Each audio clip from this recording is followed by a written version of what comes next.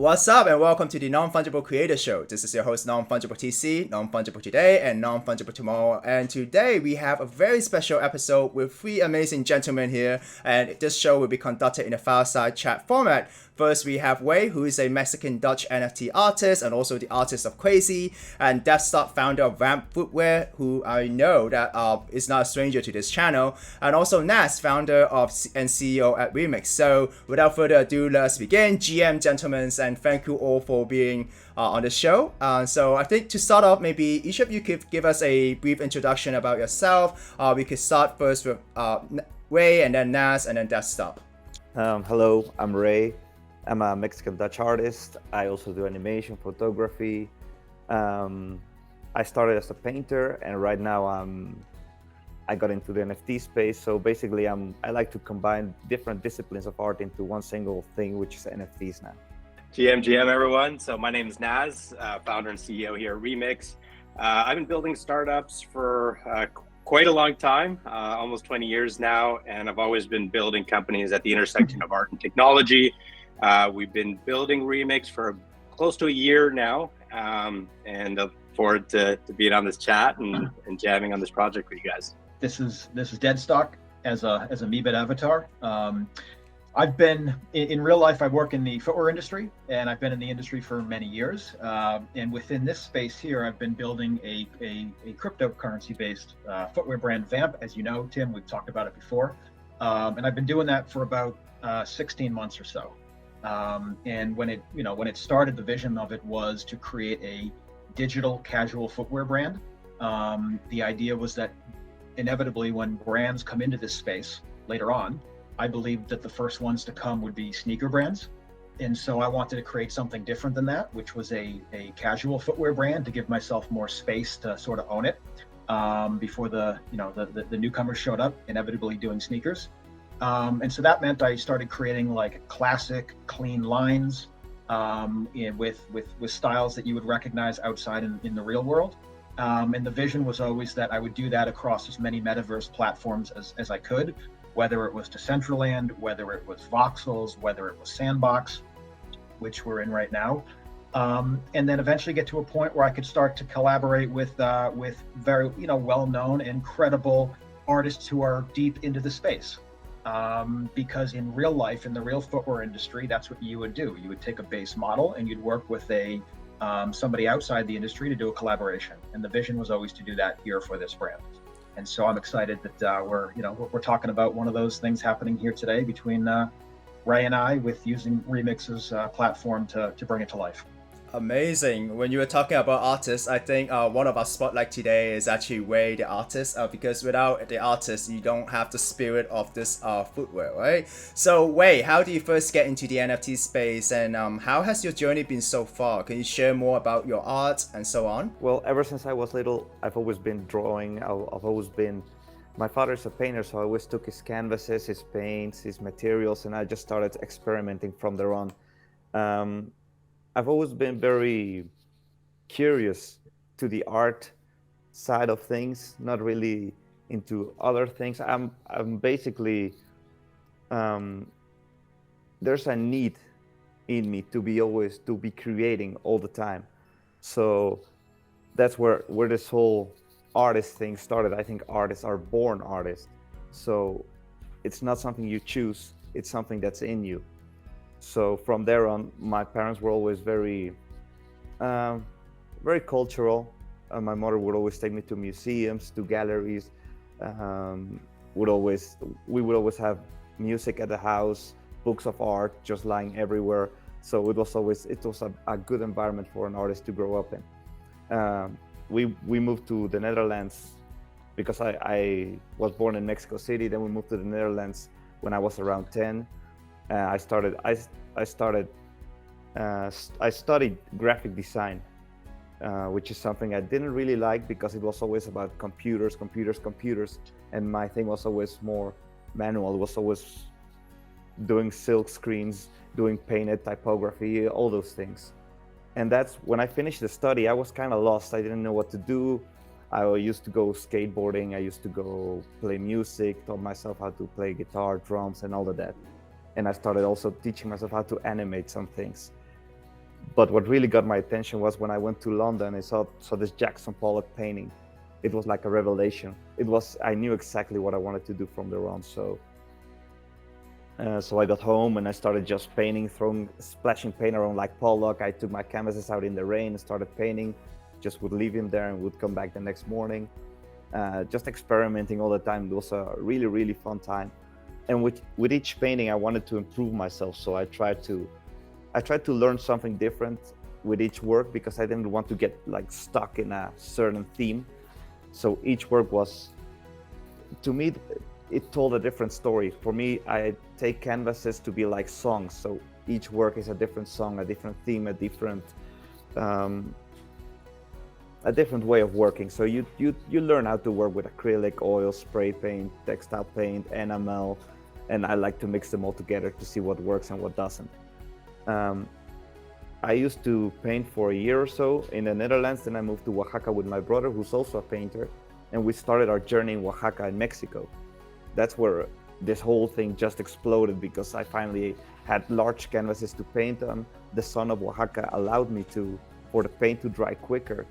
And I formed this group called Movimiento Los Monstruos, which was a group of Oaxacan artists who we were very interested in showcasing the art in an expressive manner, in a more international way, not really in a confined traditional way, which is the Oaxacan realismo mágico way of painting. And this movement, it created like an entire explosion within the young Oaxacan Mexican scene, because suddenly you had this small artist suddenly creating very prolific different works, very explosive different works, which were all based on the human psychology. That's where my love of photography began. I started taking my camera out with me and trying to find a different niche, not so much the color niche that I'm in painting, but also a more monochromatic sepia kind of thing of just my experiences, because I love the way how the camera is just like a mirror. Well, it's more like a reflection of what's inside you, what you see through your eyes, and how can you take the viewer and take them inside your head. So I thought that was really cool. When the NFTs thing began was when I was already painting for over 10 years. And in 2021, with COVID, suddenly all my exhibitions were gone, all my sales were gone. And it was pretty tough. But that's where opportunity came along. I don't know how I heard about NFTs. Must have been through a video or something on Instagram or TikTok or YouTube, something like that. And that's when I started experimenting with this new technology. I started teaching myself about blockchain technology, smart contracts, what the minting was, the platforms, everything, and that's where my work started transforming. I finally had a platform to showcase and to sell my animations, which was, before this, I used to do animations, but there was really no market for it. So I was pretty lost with animations. But with NFTs, it was like I finally found a place just to showcase my animations and also mix them together with my music and some poetry, spoken word, into one single thing, which was really cool. And another cool thing was that I finally had the chance to animate my paintings, which was a dream come true, because I always had the paintings and on my work, some of my works are really detailed, like monsters, creatures jumping around, just a lot of detail going on. And I was always thinking, like, what would it be like if all the figures were just moving around, jumping and all of that. So that was really exciting times. What made me stay with NFTs, apart from the financial side of things, because when I started minting on Foundation Super Rare, I finally started selling, and it was life-changing for me. It really changed my life, and I finally could also help other artists. What really made me stay on the NFT space was the community, because I find our community, we were all like-minded. We were all almost like underdogs, all of us. And suddenly we had a place to come together and think alike and build together. So that's something that really inspired me to stay. It's like I came for the money, but I stayed for the culture. what you see on screen right now is a project called Creyzies. It's a 10K PFP project that I created in collaboration with Satoshi, who's the mind behind the MFers, which is a project I really admire, really like, and which I really I agree with the ideals behind the MFers. So I got to DM with Satoshi. We started talking about maybe doing a derivative project, something special, a collaboration for the Creyzies, and we ended up doing this for the MFers. I mean, we ended up doing the Creyzies. I did all the art for the Creyzies. I took all the traits from the MFers and I just kind of created them in my own crazy way of doing things. That's where Satoshi came up with the name Creyzies. He said, "Oh, these are very crazy. Let's call them Creyzies." This is where I came into another part of NFTs, because I was always very one-of-one art-driven community projects. So finally, I got to meet the other side of NFTs, which was PFPs, and my message was both PFP projects as well as one-of-one art can coexist together and can empower each other, which I think the NFT space, the strength of the NFT space is all about empowering each other. So collectors become artists, artists become collectors. It's all about win-win empowerment, and the Creyzies are just my way of getting into the PFP space. And from there, it's been a madhouse. It's been a wild ride.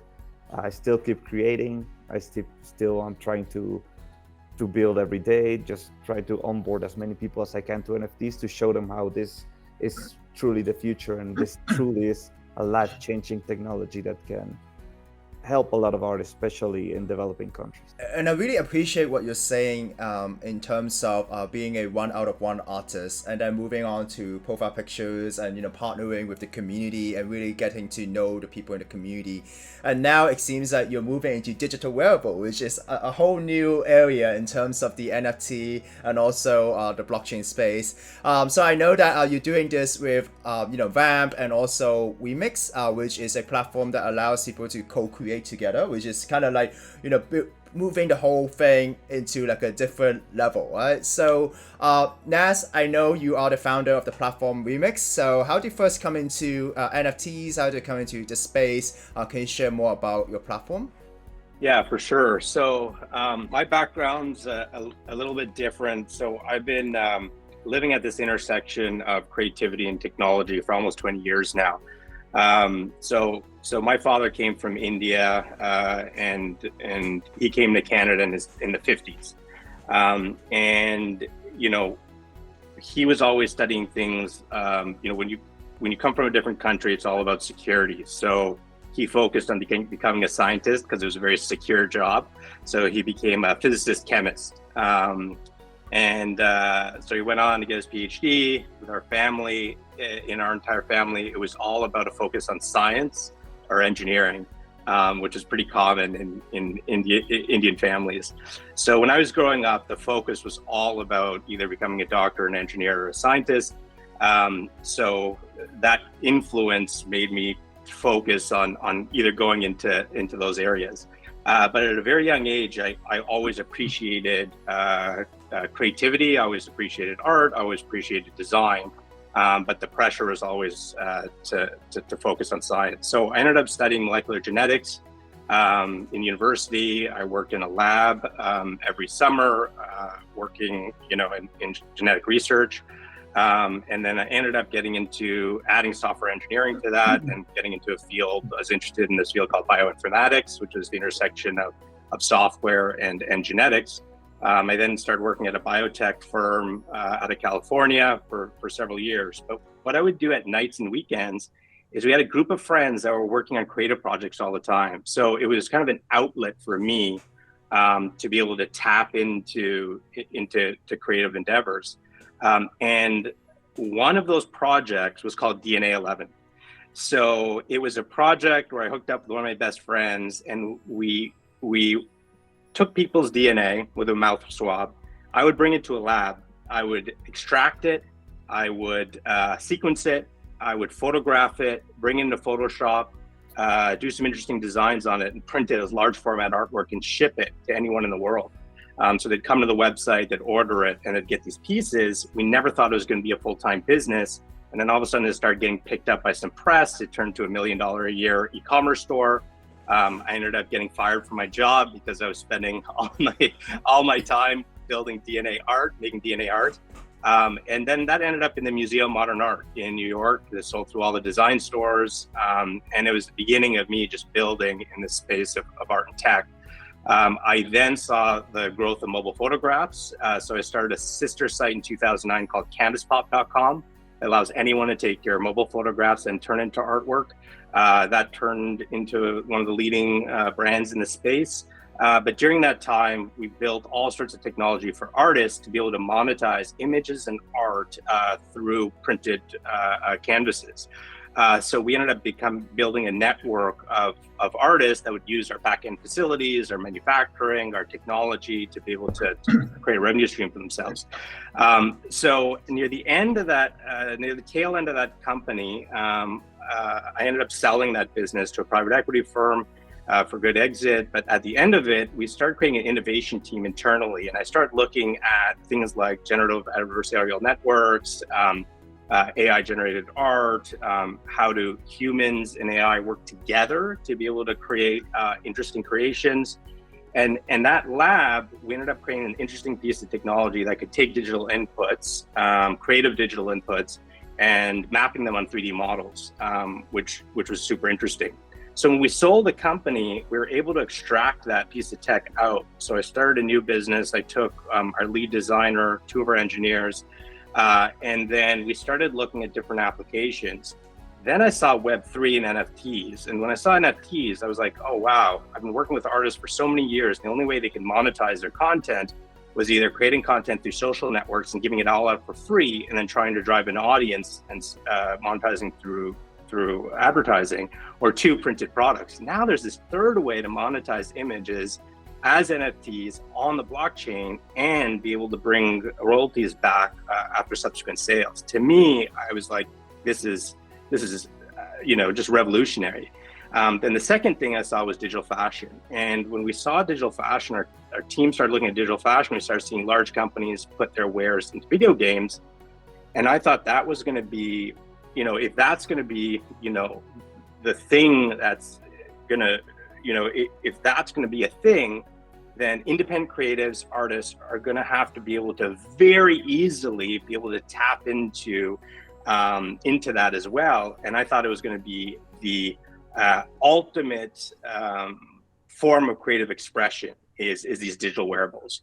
And if that's the case, that means there's got to be super easy no-code tools that allow any artist to grab a 3D model, press a couple of buttons, add their 2D artwork on these models, sell them as NFTs, tap into a creative community at the same time to support them, and then also tie utility to it. View it in AR, access to 2D and 3D files for end collectors. And then finally, what you're seeing here is the ability to wear them on avatars and then push them out to other platforms. So we started building Remx. We did a first drop as a test drop with Cychrome, lead artist at SneakerCon, and a popular project called Creeps. And we ended up selling out in a couple of days, and then we knew we were onto something, and then we continued to build things out. So we're finally at a point now we started doing regular collections last month, and we're just building out the program, the platform, and basically we're just work for our artists and serve our artists to be able to create a cool platform for them to monetize and help them do things that they love to do full time.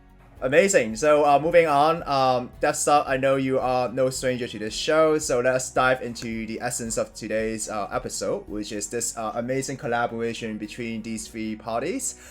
So why don't you share more about how this all happened, how this all began? Well, we're in December now, and I remember it was back, let's say 6 months ago over the summer, where I had come across the Remx platform. Must have been early into what, as Naz was explaining, what they were up to, because it was about the time where they were doing the Cychrome launch. So pretty early on. And I'd come across the platform and I said, gosh, that's really interesting.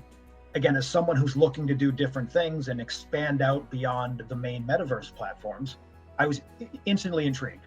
And so I'd reached out to Naz's team to say, hey, look, here's what I do. Is there an opportunity where maybe we could work something out? And quickly we found ourselves on the phone over the summer where there was mutual interest. So we just started having the dialogue about what that would look like, how we would make it work. And what I had said to the Remix team was, well, I love doing this. This is going to be wonderful. However, I think if we're going to do this right, let's really do it right. I don't think I have an idea for 50 iterations of this boot you see on the screen here, because inherently it's classic and it's safe colors and it's everything that doesn't warrant 50 iterations. I said what I'd love to do, Remix, is if I could work out getting a collaborator on this to really take this to the next level. I think we could have something really cool together. And I had Ray in mind. Now, I didn't know Ray personally, but I was a fan of his, buying his art as I got into NFTs. So I said, let me reach out to Ray and see if he'd possibly be interested in doing this. And then Ray and I started talking, and I was thrilled to hear mutual interest from him as well. And so basically what we got into was, all right, let's work this out between the three of us. What would we create on a Remix platform? And how would we do this? So if you go back a slide, Tim, the first thing was, let's first and foremost, let's take the base model, which is the boot that you see here, and what would that look like, Ray, if you were to take that and bring it to life? That was sort of the question that we worked on at first. And what came back was the next slide, which to me, I could never, of course, come up with that, and that was fascinating. That's what came back was what Ray said was, can we do these two things? And so we quickly got to work saying, all right, let's have a run at this. Let's see if we can make this work. Now, what that required was obviously doing all the 3D modeling to bring all these to life. And there's another party here involved, Mentalic Design, which is my 3D designer that I work with, who his name is Matt, and his partner Graham. And we put Matt and Graham to work and said, okay, technically, can you make this happen? Can you take what Ray has briefed here and bring that to life in a 3D model that will also work on the Remix platform? So we had to collaborate a lot with Naz and his team in terms of what to do and how it would look. But ultimately, the idea was, how do we collaborate and build these wearables and bring these to life, not just in Remix, but also in Decentraland. So that's where this was all born out of, was these sketches. And if you keep moving along the pages here, Tim, I think what you'll see is what we decided early on was, let's make it. Let's try to go even bigger with it, and not just make it a Remix exclusive program, but also make sister companion projects in Decentraland. So we said the overall project would be the Remix issuances with a sister companion in Decentraland, and then we also took that drip boot that you see there, and that's sort of off to the side as its own thing. But the point is, we've got Decentraland wearables and Remix all sort of dropping at the same time. And so we can have a cross-platform event across different platforms. And so what you see here is that's the boot, that's the drip boot there you see on the left. In Decentraland, there'll only be 10 of those. We'll launch those on the same day the overall collection goes live. And for the two on the right there, that's our Remix event. And what'll happen is when you mint on the Remix platform, we'll airdrop the sister companion product over on Decentraland to you. So, trying to just tie it across different platforms has been the name of the game. But it's been super interesting to work through the creative process and watch the whole thing come together, both creatively and technically, because it was a lot of work and it took us many months to get to this point. And I think if you keep moving through these slides here, you'll see, Tim, some of the behind the scenes in terms of, and this is just more technical stuff, like how it all comes together from, I think these are your shoes from, I think. Yeah. Yep. So how we take the shoes and a lot of the technical design work behind making it come to life. And then finally into the finished product. There's the Decentraland wearables, which will go live, and then also the Remix. And, and with Remix, this was a lot of work to get to that point, because we wanted to create something that was high quality, that utilized the sort of push the boundaries of the limits on the technology, and also gave us a really neat platform to do everything Naz talked about with putting textures on items. And then I think you're skimming through some of the showrooms that I have in platforms. Here's a view into Substrata. I think you skipped through and you showed Hyperfi, but I guess the point is, you can also go visit some of these items in showrooms now, even before we launch. Oh, there we go.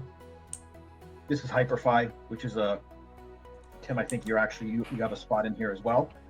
But you can go up the stairs and there's Ray's artwork on the wall, and you can see some of the boots there on display.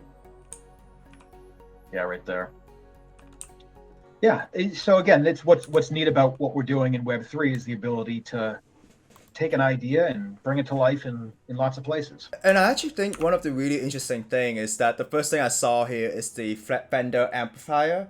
So I have a question for Wei, and that is because I know for you, each art piece is like a music that you compose. It's like a new song that you compose. Could you share more about your creative inspiration for this specific drop? Yeah, that's right there. My inspiration for this drop, which are my shoes that I don't use anymore because they're they're like bricks now.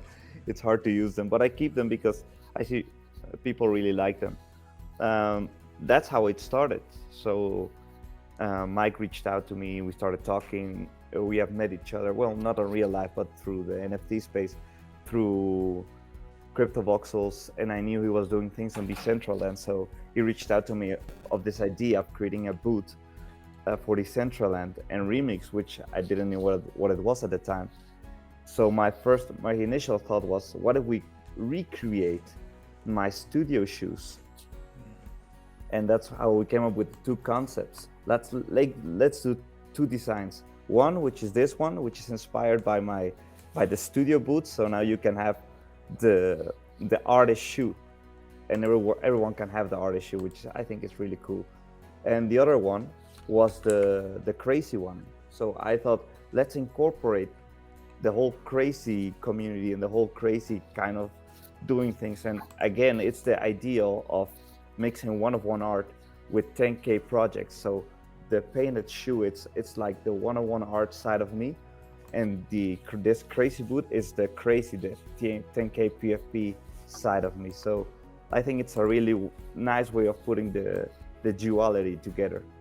And it was quite a ride, because to make the crazy boot, my initial thought was, okay, I'm gonna create something. Let me sketch. Let's do some different experiments and send it over to the guys.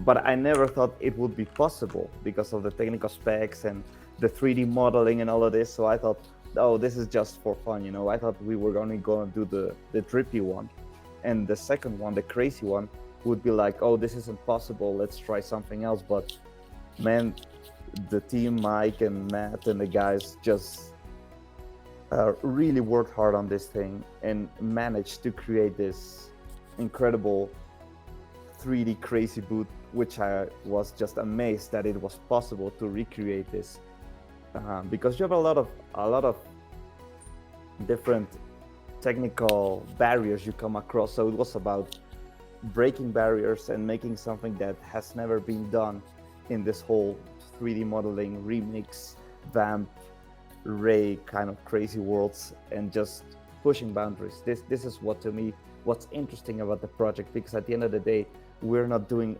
any of this for a lot of money or to gain like a lot of Ethereum or whatever. It's more about how far can we push the idea and how far can we take the boundaries of what can be done in the metaverse and also in the 3D modeling realm. So I thought it was, I'm very pleased with how this came to be, and I really hope that the community is gonna like this, because we really poured our heart and souls into this project, which I'm really proud of. Yeah, and I can see that it's very influenced by your previous painting. It's very influenced by your journey, right? Because in the beginning we were mentioning your journey started out as one out of one art, or maybe a physical canvas painting, and then into NFT digital art, and then into profile picture, where you were able to find a community. And now you're basically blending the whole thing together. And I find it very romantic in a sense that, you know, that is actually the artist's boots. Like, because you mentioned that it's now like a brick, right? Like normal people like us with no experience with canvas art, we didn't know that, hey, actually the paints will drop into your boots and it will, you know, become like a brick, right? So you kind of mentioned about the price. So I know that you mentioned about the whole vision of this is not like to really make money, even though you came into the space because of the money, you saved for the community, and now you're here for the breakthrough, right? So Deadstock, I know that the mint price is around 0.042 ETH, and there's only 42 pieces of this drop. So which means that you're actually only just raising 1.764 Ethereum in this mint in total.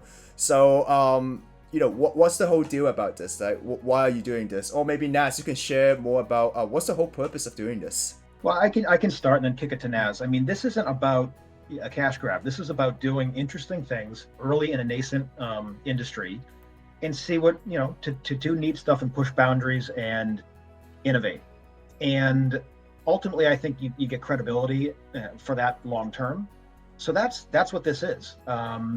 And we didn't get into this saying we got to make loads of money on this. It's actually quite the opposite. It's like we just want to sell out. Again, if I liken it to the real footwear industry, when you have really great collaborations you do with world-class, whether it's hip hop artists or whatever, you don't make a lot of those. You make a short run and you want to sell them out. And this is the same thing. So, we want to have something that people can get into, and have this be something that sells out and earns credibility for everybody in the space and pushes boundaries and innovates. And that's what this is. It's been a joy to put it together and work for someone like me, to work with an artist that I admire like Ray, to see his creative process behind the scenes, and then also our 3D technician Matt and Graham, watch them bring it to life, and then work with Naz and his whole team on technically bringing it all together. It's been super interesting personally to put together, and that's enough value for me. So for Naz, what's the whole point of doing this then? Yeah, so at Remix, we're really serving two parties. We're serving first and foremost our artists and our creators, number one, and then number two, we're starting now to serve our collectors so that they can win on the platform as well. So the first stage of the process is really, okay, let's solve as many problems as we can for artists to get into the space. So we had to figure out a builder that's very easy to build, to use, to get to 3D modeling. We need to be able to very easily allow them to create smart contracts and be able to, split revenue with the final drop to multiple parties and so on, tie utility to it. So all of those stages were complete.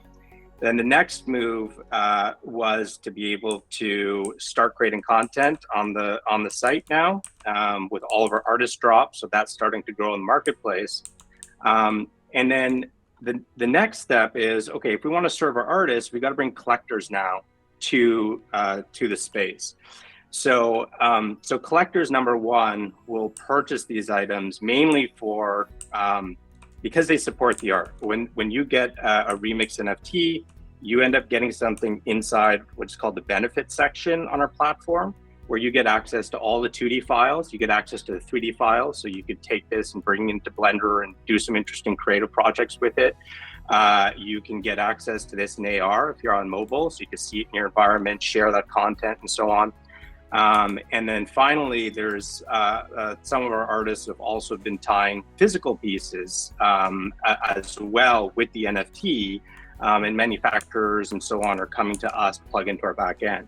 Now, the final piece for us, so that everybody wins, is a new feature we're launching called Showroom, where everyone will be able to get a base avatar, either male or female, and then all of the Remix wearables that they collect will show up in their dressing room, and then they can swap these out and wear them, then share that content across networks. Now, the reason this helps the artists is because now I'm creating a place where collectors can create user-generated content. They can discover their wearables, but wear them in context. That'll increase the profile of the artist.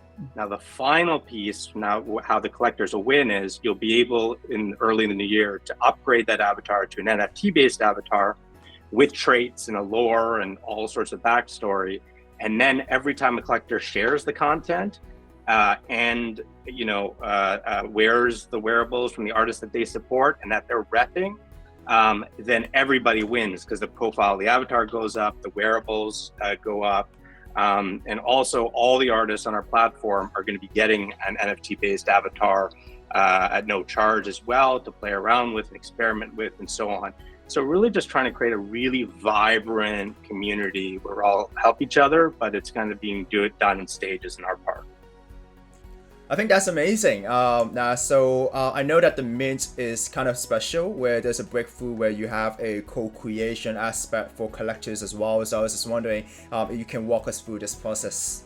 Sure. So when you come to the site, remix.xyz, There's really two paths you can go down after you learn a little bit more about the site. It's the create path or the collect path. So create path are for artists and creators, and collector path is if you want to go to the marketplace and discover the wearables and collect them. So I'll start off with going down the create path. And the first thing that you see is a library of these 3D blanks. Now we put this in our library just to get someone started. However, many of our artists are coming with their own 3D models. And we call these Remx blanks. So they're low poly 3D models that you can just take in a web-based browser, and you can bring it into our design tool. So as soon as you take one of these models, it brings you into our design tool, all web-based, super easy to use. So I'll come into another tab here, and this is actually the actual model from the collaboration here that I got from VVAMP and REY. Our entire team, obviously had to be able to take the 3D model and bring it into the platform. So anyone can, the creators can very easily be able to add textures to them. And the first step that happens is really you're uploading your artwork to the platform and you're adding colors. So those are the two digital inputs. So I've already added some of REY's textures in here, but I'll add a couple of more just to show you the process. So it just lines up here with the rest of them.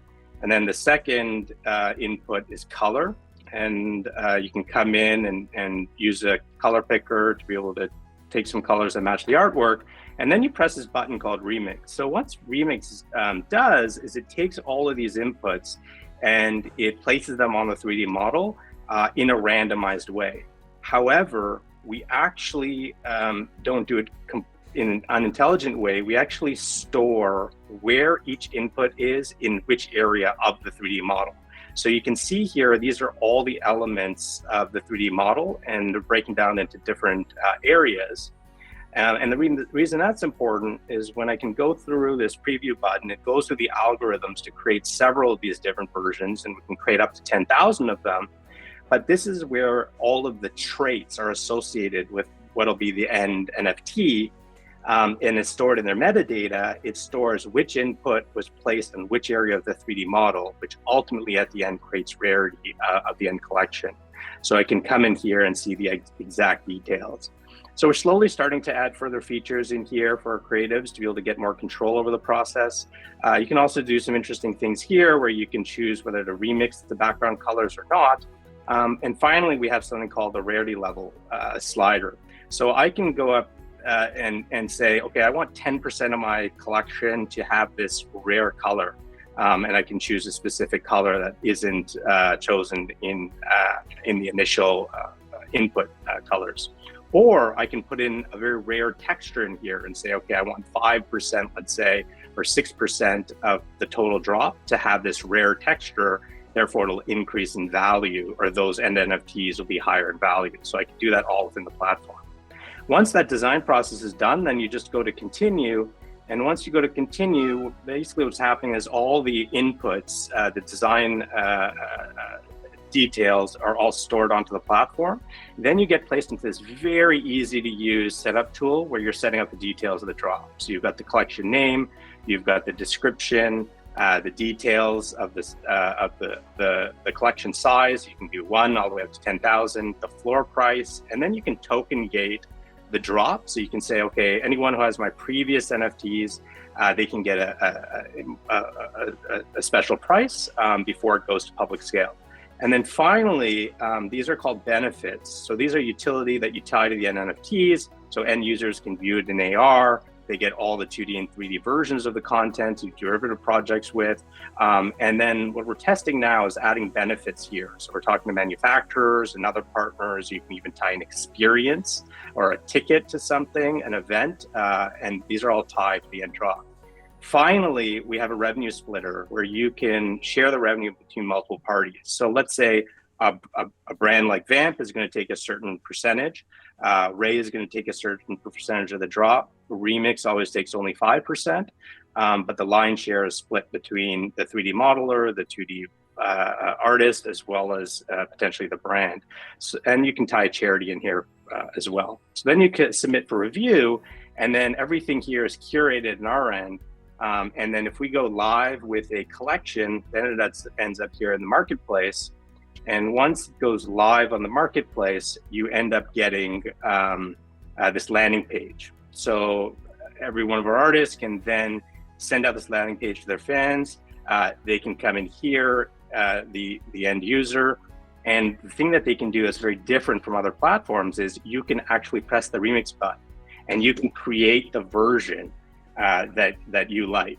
And then once you get the version that you like, you can mint it. And then once you press mint, that's when it turns into an NFT on the Ethereum blockchain. You can see all these previous mints. You can come in and explore about who the artist is. So on REY Drop, you'll be able to go into his background and go to his social profiles. And then finally, last but not least, as a collector, I can go to my benefits section, then get access to all these benefits. So if I'm on mobile, I press one button, I can see it in my environment. Psychrome, one of our first artists, when he did his drop, he wanted to add a sticker pack to the drop. So he actually put a discount code where you can redeem it, your benefits, and it brings you to his Etsy store. And then you can purchase that at a discounted rate. He also provided extra files to be able to do interesting things in Blender with his wearable. And these are ongoing benefits that we're adding to the platform. So that's essentially it. The next big move for us is the showroom. So you can actually wear these on avatars, and that's what we're hoping to launch pretty soon. Yeah, Nas, thank you so much for demonstrating that. It was actually very innovative in the way that the user can co-create, can remix the NFT before minting it. So out of curiosity, when is this collection between REY, VVAMP, and Remx is gonna launch, and is there a whitelist system? What's gonna happen? I'll take that, Tim. Yeah, so it launches to the public on December 15th at 12 p.m. Eastern for the mint price of 0.042 Ethereum. There's sort of two stage gates before we get to that point. It starts on December 13th, where there's a token gated access to the Creyzies community. REY showed you earlier what the 10,000 Creyzie NFTs were. So we'll token gate and give that community an early jump with a 30% discount on the 0.042 ETH price. That'll run for a day, and then there's a sort of a middle gate in the middle on December 14th, where early access to Genesis token holders of Remx, as well as the public, can mint for 10% off. So we've got a couple of different gates in terms of when it goes live, but ultimately it's getting the Creyzies community involved first, and then the public after that. And then it all drops next week, so we're looking forward to it.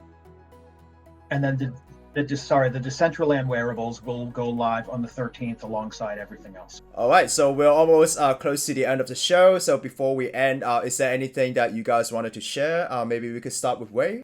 I just feel very, very blessed to have been part of this project. Very excited for the drop and very proud of what we have created here. I hope the community likes it. And especially because it's not about all the big steps on the NFT space, it's about the small ones. And I think right now we're stepping into, this is how we created the entire thing. It was uncharted territory. It was just, that's why we don't know what the pricing, what the reaction is gonna be. We're just trying to break barriers and just experiment in this new road. So it's also a bridge, which I think is very interesting. It's a bridge between Web 2 and Web 3. So a lot of people have been asking me like, what's next? Is this gonna be a real shoe? This is more for me like a sculpture. This is very interesting to see this like in a gallery, just like in an on-cyber gallery. And the thing about Web 3 and Web 2 is more about what can you guys give me?